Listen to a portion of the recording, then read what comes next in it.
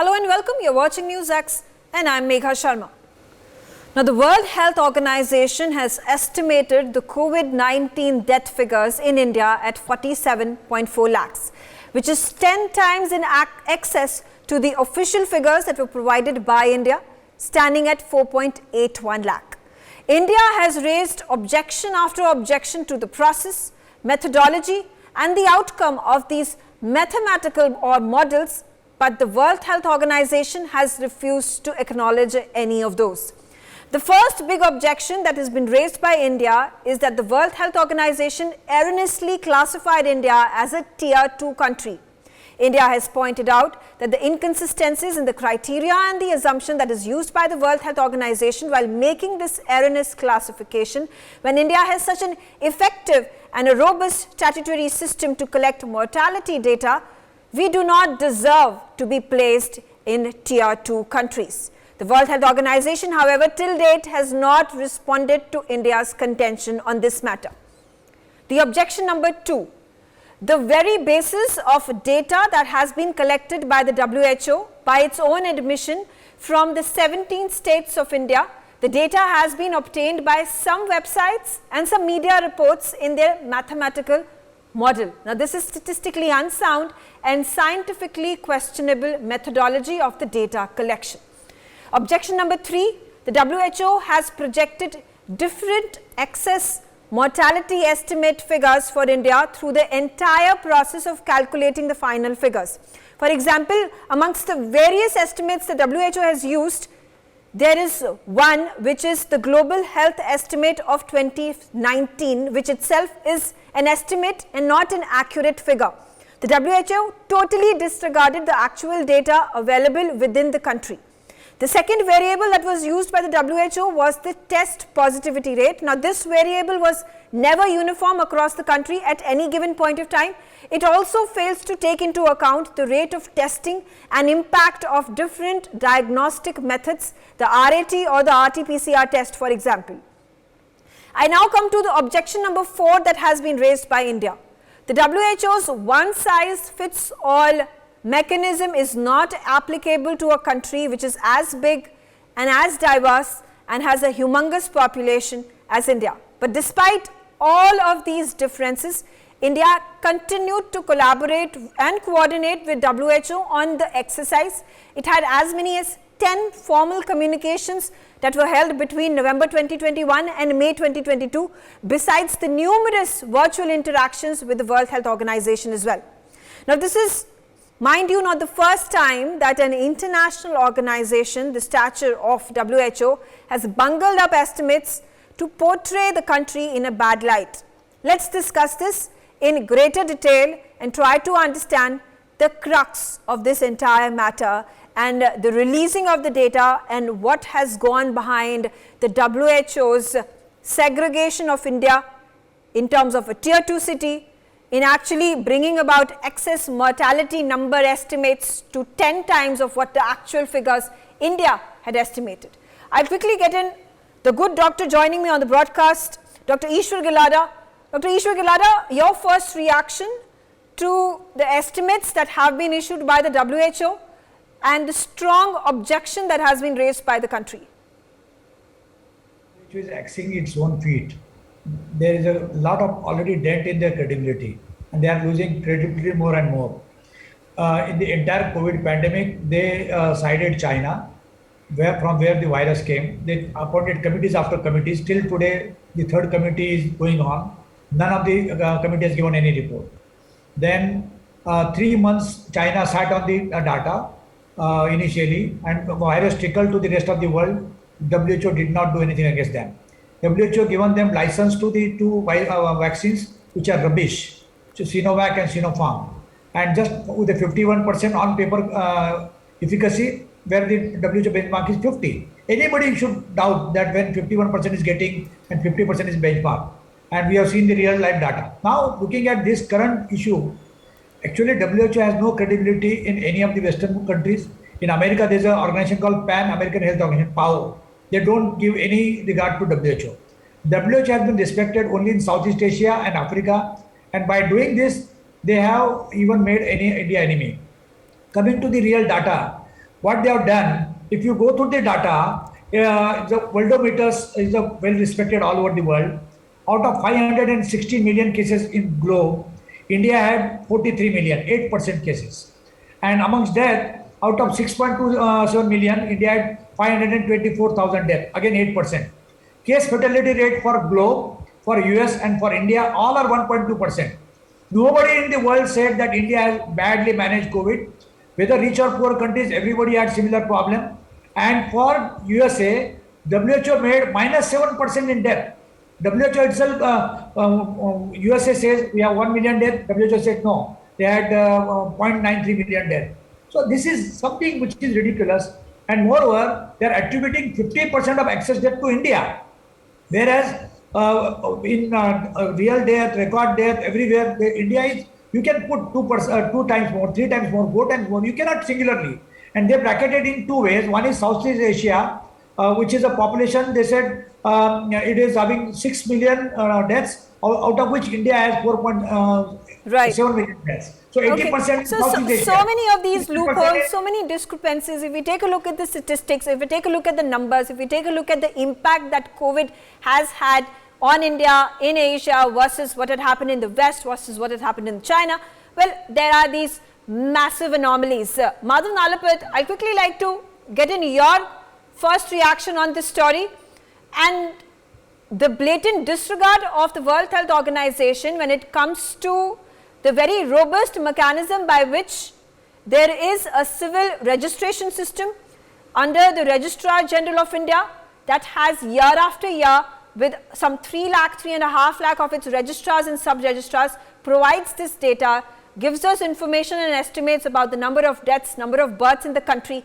Why would not WHO rely on these accurate numbers, but go on certain media reports and certain of these estimates that are provided, I don't know, on an ad hoc basis? Look, the fact is the WHO was based in Geneva. That itself was a mistake, because Switzerland is the hub of big pharma, and the WHO unfortunately has been a handmaiden of big pharma almost since its inception. And we are seeing that especially during this COVID pandemic, when actually the WHO is now functioning as basically a sales team for certain vaccines. I mean, they don't certify certain vaccines, they quickly certify some other vaccines. They're essentially a sales team, a sales and marketing team for certain vaccines. It's not surprising, because the link between big pharma and WHO is there for everybody to see. And the very headquarters, Geneva, it's a mistake. It should be located in, the WHO constantly talks about poor countries, underdeveloped countries, and the entire philosophy of WHO is that a pandemic will strike the most in a very poor country. It will not really hit a rich country where you've got adequate health care. But if you look at the data on COVID-19, you will see a very interesting fact. And that is that the middle class, the richer countries, have been very severely impacted by COVID. Yes. Now, this makes nonsense of the entire WHO rule book, which is that no, richer countries with big pharma, huge investments in pharmaceuticals and healthcare, they are not where you're going to have mass epidemics. It's the poorer countries. What happened? In Africa now, the actual death figures are very low. In India, they are very low.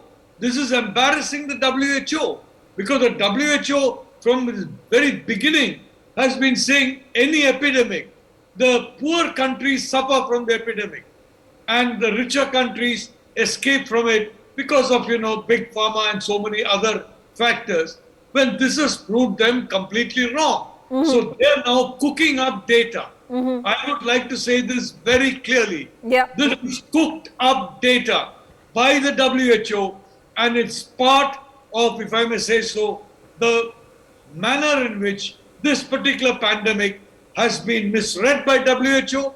I mean, thanks to all the data that it had, in which it showed huge numbers of people who are dying as though this disease is going to be a killer that is even worse than any other disease. Now they're embarrassed that the total figure is not really so high. So they're concocting a higher figure, especially in a country like Absolutely. India. And a blatant disregard to the figures that are being provided, the estimates that are being provided by the country, by the government of India. It fails me to understand what kind of methodology, what kind of processes that have been followed by the WHO. Padma Shri Dr. Sanjeev Bagai, would you like to reflect into when we completely take a look at the statistics? You know, the COVID deaths actually hit the West first of all. Those were the European nations. It was Italy, France, it was Germany, it was United States of America, it was China from where it actually originated. It flew over to all these Western nations, then came over to the other Asian nations. There were a number of deaths. The wave one actually witnessed millions and millions of people dying, and India coming out with help in terms of vaccination, and that was also created to be a massive controversy of sorts. Good afternoon everyone. So I'll break this my talk in two parts. The first part is about WHO and the second part is what about the data. An organization which has clearly failed the world, lacking credibility and beginning with a cognitive bias, it's a compromised organization. Let's make it absolutely clear. I've said this on your platform many times. I'll be very happy to debate with Mr. Tedros for whatever worth of salt he is. And I will point out these following points to him, like to the viewers. The pandemic started in 13th of December. That was the first case. What happened? You declared the pandemic well into January, February the next year. We have no investigation on ground zero patient. We have no investigation on the origin of the virus in almost 2.5 years hence. This is a failure on the part of WHO. Knowingly and willfully, for months together, almost 4 to 6 months, they denied accepting the fact that this virus is airborne and the concept of mask. And I dare say if this was declared in time that this is airborne after the Lancet study, millions of lives probably could have been saved. They allowed Chinese vaccines to come into the market with a subpar efficacy, and the efficiency on ground in the real world data has dipped down to 30%. Most of the countries have returned the vaccines and dumped them into the ocean or the seas. Nothing has been done about that. And last, most importantly, is WHO stood for global equitable distribution, and that's exactly what they did not do. The richer countries have almost 80 to 85% share of the vaccine so far. They've done almost 188 vaccines per 100 people. And the African and few less fortunate countries have done not more than 20 vaccines per 100 people. Half the globe hasn't received a single shot as yet. So there goes to dust the so-called theory of the equitable distribution. To the data, just allow me 60 seconds flat. They are based on assumptions which are flawed. And I've always said this on many other platforms, that assumptions are ugly band-aids on knowledge gaps which you have no clue of. I will repeat it again. Those assumptions are wrong. Therefore, your predictions are wrong. When more than 70% of global data is not digitalized, there is no way on human health that you can ever get an accurate data. University of Penn, University of Washington, Berkeley, Lancet, New England Journal, there are more than 65 international published articles which have reported global underestimation of COVID deaths ranging from 35% going up to 54%. So this concept of underestimation is not India-centric. We know that during the initial part of the pandemic and at the peak of the Delta wave, there were no kits available. It is humanly impossible to document which was a COVID positive in terms of then subsequent death or not. We have not factored into long COVID deaths. The patient recovers from it, goes home, has a MI or some other medical problem and dies of it. Those are not documented. This is a phenomenon worldwide. The ICD code, which is mentioning as COVID deaths, does not differentiate between primary and secondary causes of death. And long-term care facilities, this is rampant in Europe, in Italy, in US, those deaths went underreported. We also know that the maximum efficacy of the so-called glorified, hallowed RT-PCR ranges from 65% going up to max of 83%. And last, most importantly, in the last 6 to 8 months, almost 70-75% of cases have been done with home testing, which have not been documented. It's gone below the radar.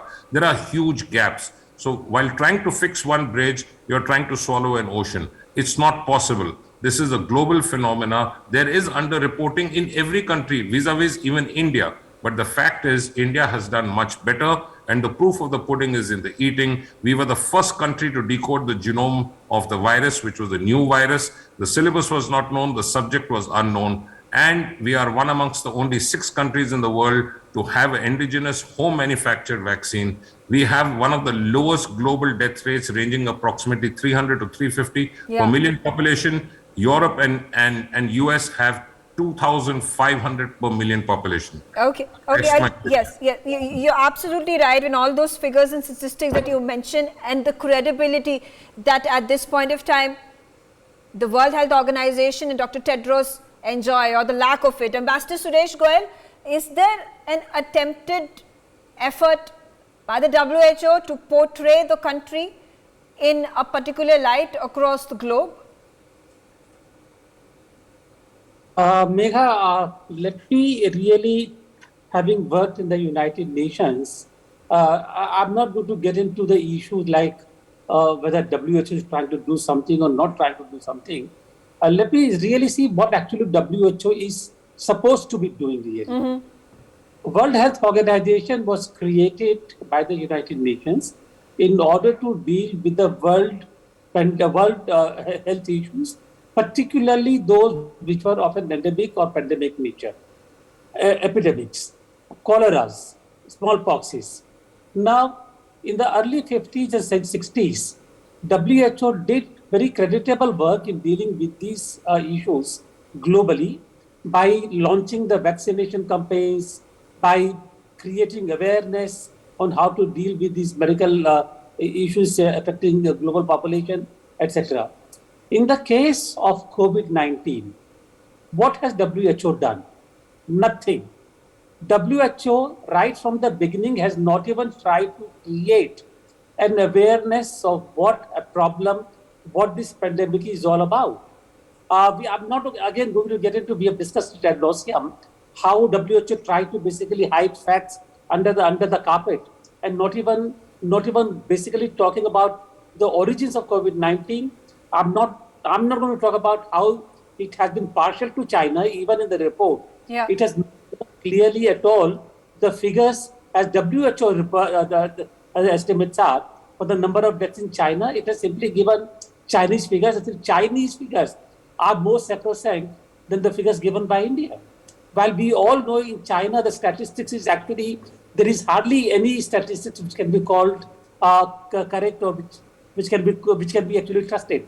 Anyway, coming back to WHO, the fact here that in the case of COVID-19, instead of doing its primary duty of dealing with the pandemic as a global health problem, creating an awareness, creating a vaccination campaign, it has basically simply tried to play politics. It has become an embarrassing organization in terms of what it's supposed to be doing. Rather than doing it, it's actually trying to play politics with the member countries. Therefore, I wouldn't even go by what WHO report says or does not say. It is, as far as I'm concerned, the only place where it can go really is the garbage bin. Pathikapen, your reaction and the global narrative that gets built when an erstwhile credible organization like the WHO puts out figures and puts India in such a bad light. And unfortunately, while there are individuals who are well read and understand the whole mechanism of how this narrative war works, the larger population continues to get absorbed in this narrative that is peddled.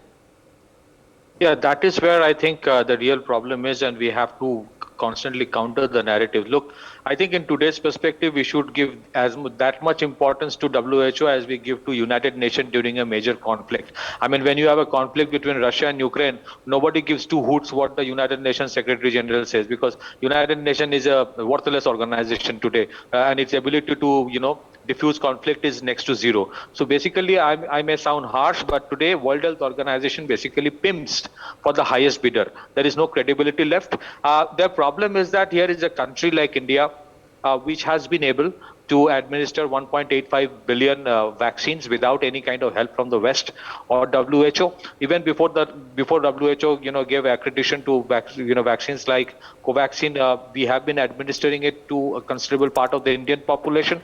As a country, we actually emerged far more stronger out of the COVID situation. We became one of the largest producer of PPE kits and N95 masks, and we actually understood the importance of developing resilient supply chains, and that is where the problem with WHO is. Question is, who funds WHO? If we can decipher that, and I think we all know who is the biggest fund giver to WHO, then we can understand what game they play. Coming to the data part, look, the ridiculous aspect of it. One of the factors that take into account while determining the casualty figure is that there is an inverse relationship between, as per WHO, there's an inverse relationship between average monthly temperature and death rate during COVID. Yeah. I mean, we have seen at the peak, most of the deaths that happened in India happened during the second wave peak was in May and June when the temperature was very high. So there is no basic, scientific evidence to justify some of the parameters that they have taken. So what they have done, even in a country like Iraq, which has been ravaged by civil war, they have put a country like Iraq into tier 1 tier 1 category, whereas they have put India into the second category, which is tier 2, and as per them, they can't just depend on the government of India data, with impeccable precision, this country has been able to administer 1.85 billion vaccines, had an impeccable record in terms of the record in terms of the number of testing that has been done. So that's the problem. It is, as so many eminent panelists here also mentioned, it has become a tool for geopolitics. It has become a tool for pinning down countries which do not work in sync with some other countries. That's the problem. And I must mention again, remember, a few days back, it was the American Secretary of State said, oh, we are keeping an eye on the rights abuse in India. We are keeping an eye on this and that. Mm-hmm. Every time you have an independent foreign policy, every time you want to emerge as an independent, as a country which is not depending either on the West or on China, you will be tried to pin down. Their problem is not India's vaccine issue. Their problem is not how India has fared the COVID issue. Their problem is how India could survive out of this COVID pandemic, and in spite of the fact that this whole pandemic had no reference point, how could India do better than many other countries? You know what they do? The whole problem is that their statistical modeling is based on certain parameters. If the casualty level is like 5%, mind you, the parameters are as vague as picking up these figures from some websites and media reports. And I'll tell you, it's not about that. Yeah, just give me 10 seconds. So if the casualty rate is something like 5% for Tunisia, they will extrapolate that and to say that, okay, for a country like India also, which has so much of diversity in terms of population, temperature, climatic condition, they will extrapolate that 5% for India as well. So this is ridiculous. And I think this is why I say that as an organization, they today bid for the highest bidder. We should actually, as Ambassador Goel also mentioned, I will just go a little step further. We should give as little importance to WHO as we give to United Nations when we did a Balakot strike. We never even bothered to even inform anybody. United Nations Secretary General or the WHO joker who is now the president or whatever that post is, we should have a thick skin, don't even bother what they say. The real problem is some of the political parties in India who would play politics with these figures without even realizing that every day on an average for a country of 1.4 billion population, 50 to 60,000 people die naturally, in natural death. So during the COVID time, even if you say that, 50,000 people have died per day, does that mean everybody has died of COVID? It's not like that. So this is, this has become a tool of politics. Yeah, this is a tool of politics, geopolitics as well as internal politics. I don't know, thankfully, none of the political parties within the country at this point in time have used this to target the government of India. Hope so they don't do, but they will do. Okay. Hopefully, let's have fingers crossed, and let's not allow for politics to be played out in such a manner, which is only going to further malign the country's image, and that's something that we do not want. Madam Nalapith, your comment especially when it comes to taking actions, completely removing the country from any association whatsoever with the WHO. And what concerns me here is that the Government of India and the Registrar General of India has been in communication with the WHO despite a number of these objections that have been raised by India. They have not paid heed to any of them. Do you think there should be a line drawn and India should completely have zero communication whatsoever with agencies and organizations such as these? You have two eminent doctors here, Dr. Megha and Dr. Gilada, who have given their view. I'm not a medical specialist in the least, but the reality is that I have familiarity with mathematical statistics. And you look at the statistics. In the case of India, the real peak of COVID over about 2 years and a little more has been for about 5 to 6 months. Out of a total of a little more than 2 years, the acute period has been about 5 to 6 months. Now, if all these deaths have taken place during that time, it stands to reason that the streets would have been overflowing with unfortunately, with people who have passed away. And how much will it take to cremate an extra 5 million people? 5 million people.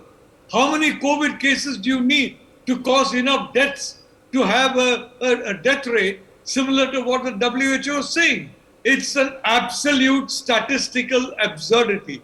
Don't tell me that in India, you had a situation about 10 days, 10 to 12 days, in which there was a huge jamming of crematoria. That's right. And every single media across the world had photo after photo of all that happening. Then, as correctly been said, in the American case, those bodies were kept out of range of any camera and they were kept in freezers. But the reality is, for about 10 days, and you're extrapolating that to talk in terms of happening over months, jammed crematoria, cremations everywhere, dead bodies everywhere. What world are they living in?